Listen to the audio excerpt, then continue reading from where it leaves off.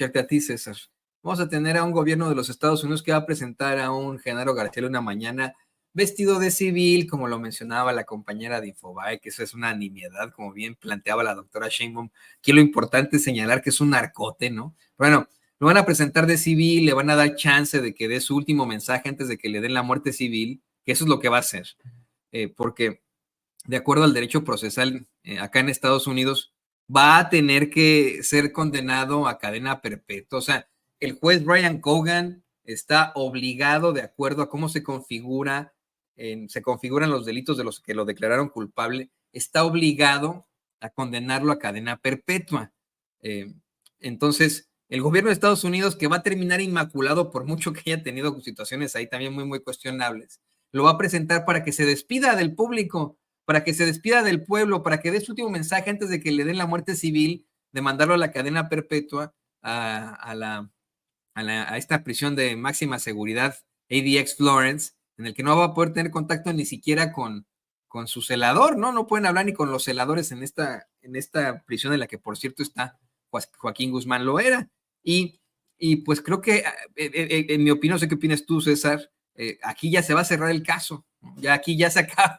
la idea de Genaro García Luna, después de haber tenido la posibilidad de cantar, de exhibir a sus socios. Aquí, en mi opinión, es el gobierno de los Estados Unidos metiendo a Genaro García Luna en una cajita y escondiéndolo para siempre.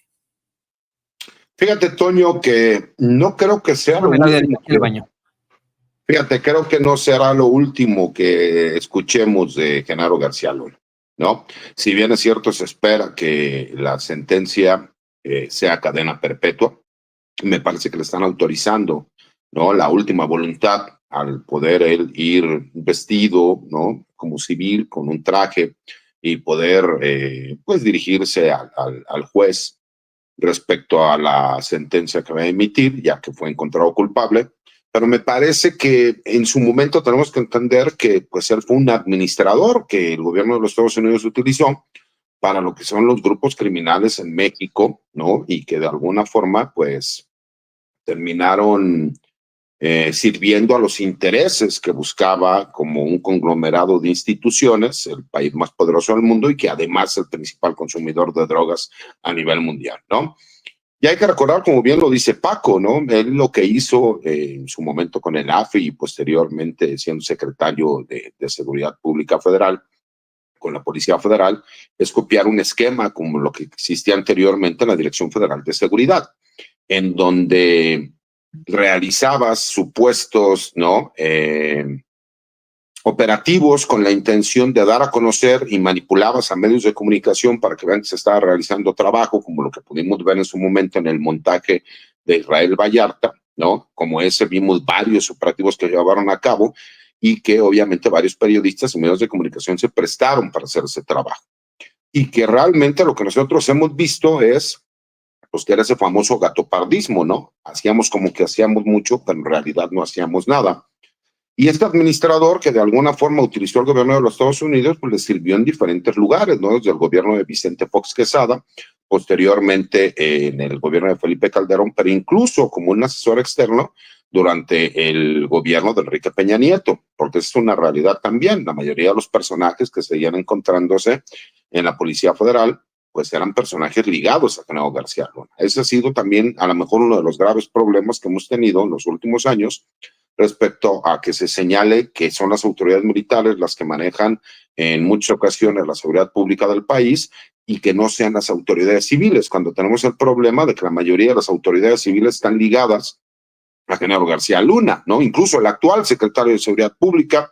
se han hecho acusaciones de ligarlo con Genaro García Luna. Entonces, cuando tenemos esa problemática y nos damos cuenta que, pues, vemos que el personaje más importante durante 2 sexenios y que además en un tercer sexenio fue el de Enrique Peña Nieto, pues obviamente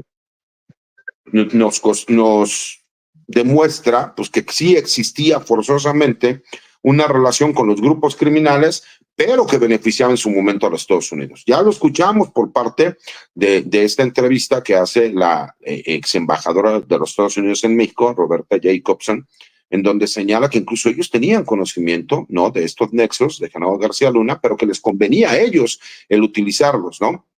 ¿Por qué? Porque simple y sencillamente el gobierno de los Estados Unidos, como tú dices, no tiene amigos ni tiene aliados. Tiene personajes que les pueden servir en su momento para lo que ellos están buscando. Y siempre han buscado, a lo mejor, el que los grupos criminales generen guerras en otros países, pero que a ellos nada más llegue el pago del dinero y las drogas, que ellos como sociedad saben que tienen que entrar forzosamente a los Estados Unidos porque tienen un alto índice de su sociedad adicta a las drogas, ¿no? Entonces, imagínate, cuando nosotros vemos este tipo de situaciones y como bien lo dijo Paco, ¿no?, los antecedentes de lo que está hablando de estos comandantes en su momento, ¿no?, como Calderón y como Florentino Ventura, cuando nos menciona el antecedente del Zorro de Ojinagua,